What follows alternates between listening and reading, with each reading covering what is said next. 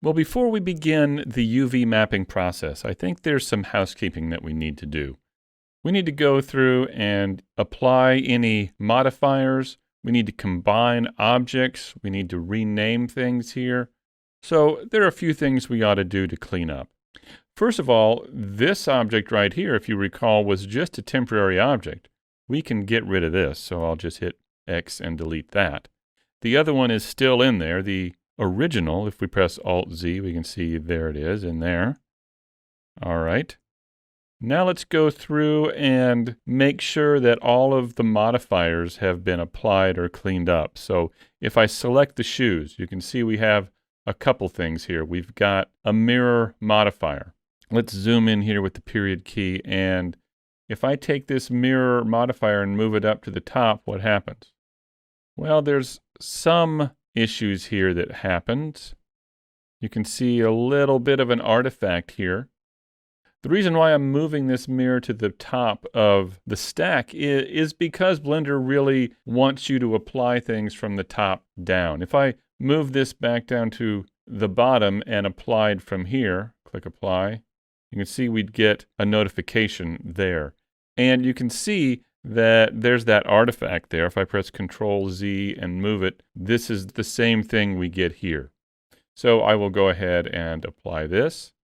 And then we should probably take a look at cleaning up that slight artifact. We can probably do that by just adding an edge loop through here, let's say, and pulling it back just a bit. How are we doing there? Yeah, that looks pretty good. So sometimes when you've got these faces stretched a little too much, you can get an artifact, kind of like that. So I'll just do that to clean that up a bit. Now, I'm going to leave the subdivision surface modifier on here for the time being. And then let's take a look at these here. We've got a subdivision level of 1. We can go ahead and apply this. And if you tab into edit mode, this is what you see. We've increased the number of polygons on the object. Let's do the same thing over here. Let's apply this. And let's take a look at the body. Now, we had said earlier that we're going to delete the faces underneath the clothes, and I think this is probably a good time to do that. Let's press Alt-Z and tab into edit mode and hit the 3 key to go to face mode. And I'll just Alt and click between two of the faces.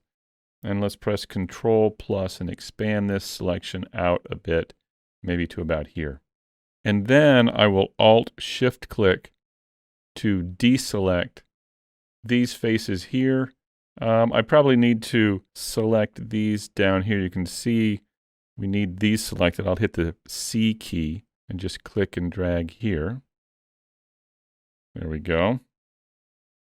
And then up here, we could Alt-Shift click this edge and, this edge, I think.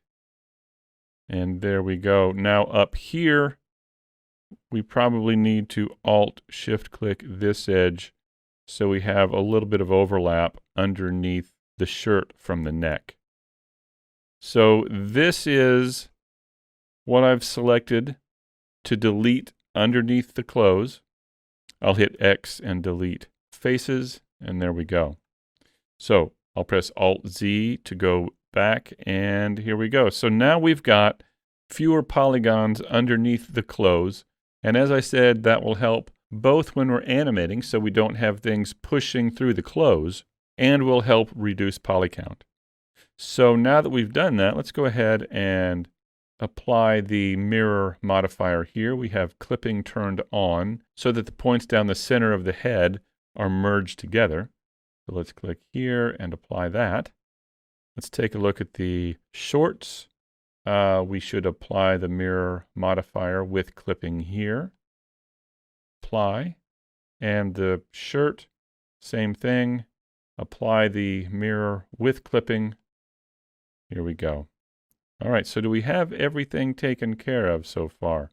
Got the head and the arms and the legs, the t-shirt, the shorts, the shoes. Now, the only thing that does not have a subdivision surface modifier on it currently are the socks.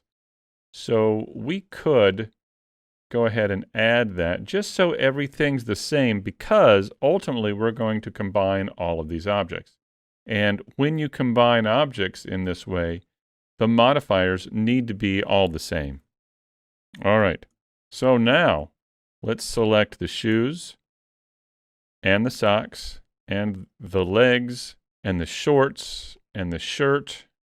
And let's go ahead and we can now join all of these together. Let's press Control J, and there we go. There they are. They're all one object now. If we select it and tab into edit mode, you can see this is what we get. All right. Let's rename this guy from shirt, since that was the last object selected. And let's change that to the guy's name. All right, so there we go. I think we are ready to begin UV mapping. In the next video, we'll begin with UV mapping the shirt.